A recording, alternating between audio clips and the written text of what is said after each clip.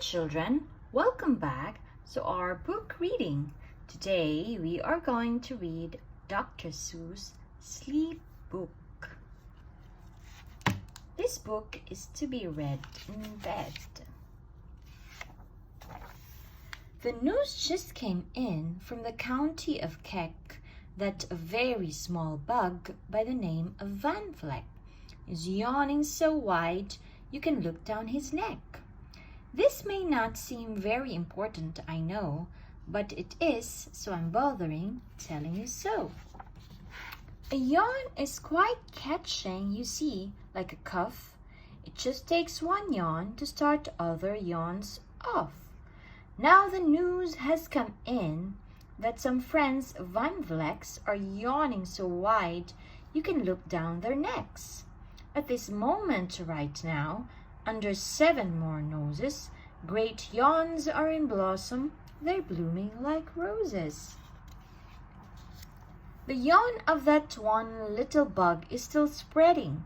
According to latest reports, it is heading across the wide fields, through the sleepy night air, across the whole country toward every which where. And people are gradually starting to say, I feel rather drowsy, I've had quite a day. Creatures are starting to think about rest.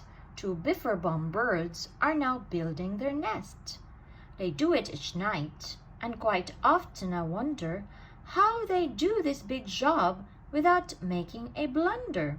But that is their problem, not yours, not mine. The point is they're going to bed, and that's fine. Sleep thoughts are spreading throughout the whole land. The time for night brushing of teeth is at hand.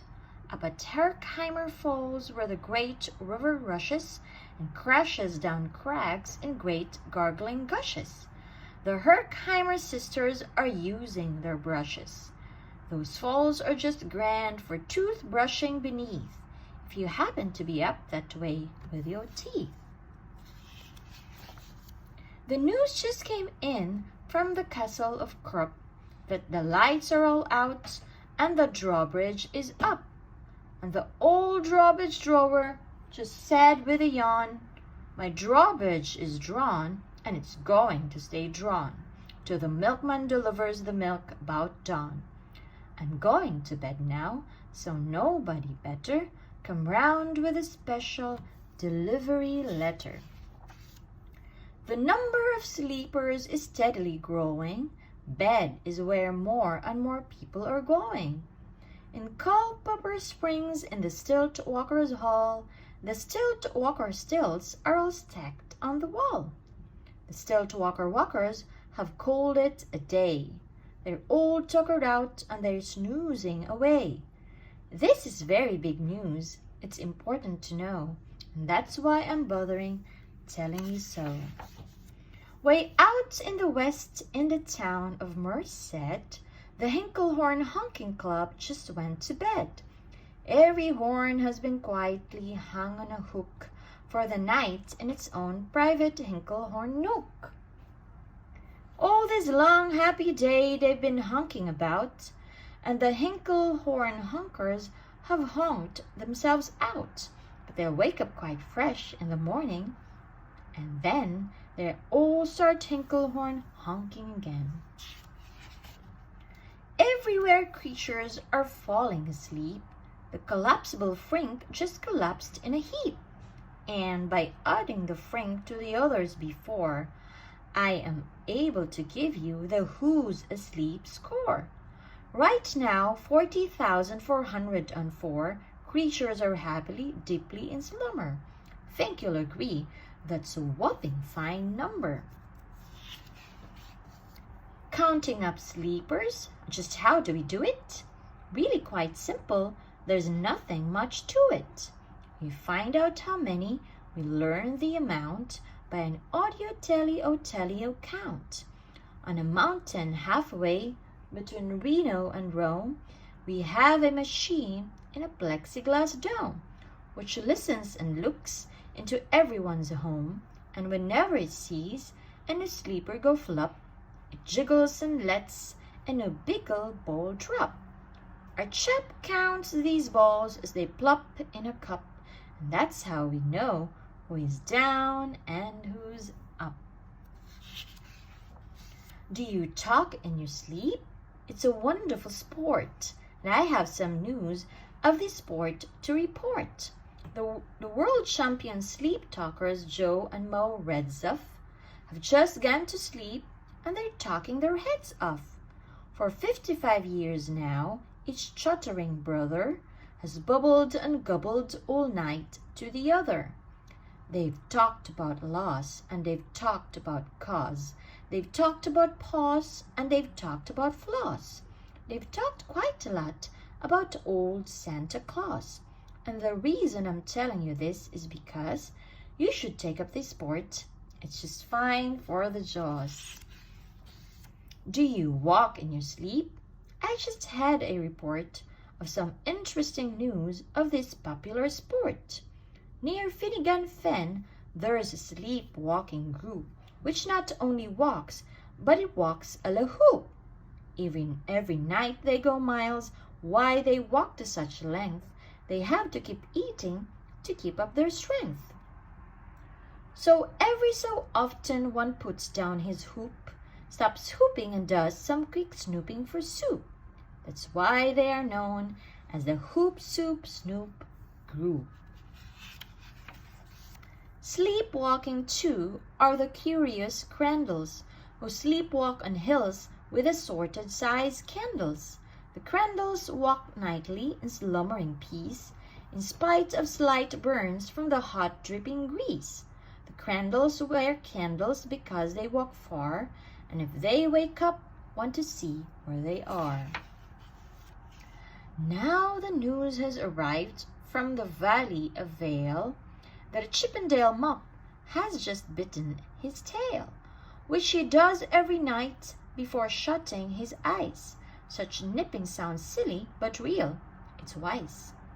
He has no alarm clock, so this is the way he makes sure that he'll wake at the right time of day. His tail is so long he won't feel any pain till the nip makes the trip and gets up to his brain.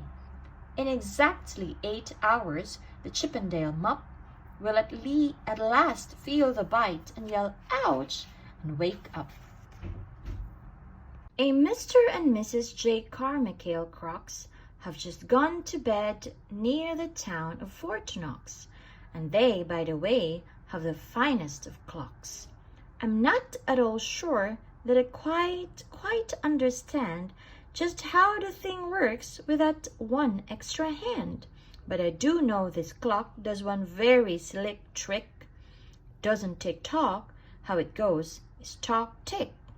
So it ticks in its talker and talks in its ticker, saves lots of time, and the sleepers sleep quicker. What a fine night for sleeping! From all that I hear, it's the best night for sleeping in many a year. They're even asleep in the Zweiback Motel, and people don't usually sleep there too well. The beds are like rocks, and as everyone knows, the sheets are too short, they won't cover your toes. So, if people are actually sleeping in there, it's a great night for sleeping. It must be the air. It's a great night for snores. I just heard a report of some boys who are tops in this musical sport. The snortiest snorers in all of Fairland are Snorter McPhail and his snort band.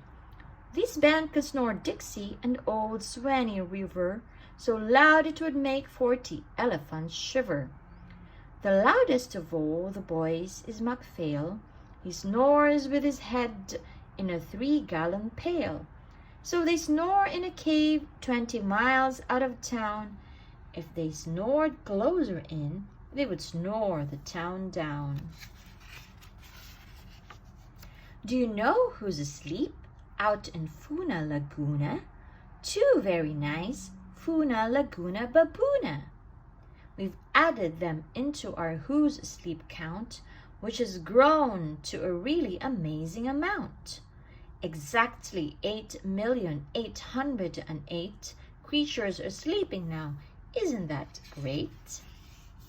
A jet is in bed, and the bed of a jet is the softest of beds in the world, it is said. He makes it from pom-poms he grows on his head, and he's sleeping right now on the softest of fluff, completely exhausted from growing the stuff. The news has come in from the district of Doft. The two oft are asleep, and they're sleeping aloft. And how are they able to sleep off the ground? I'll tell you.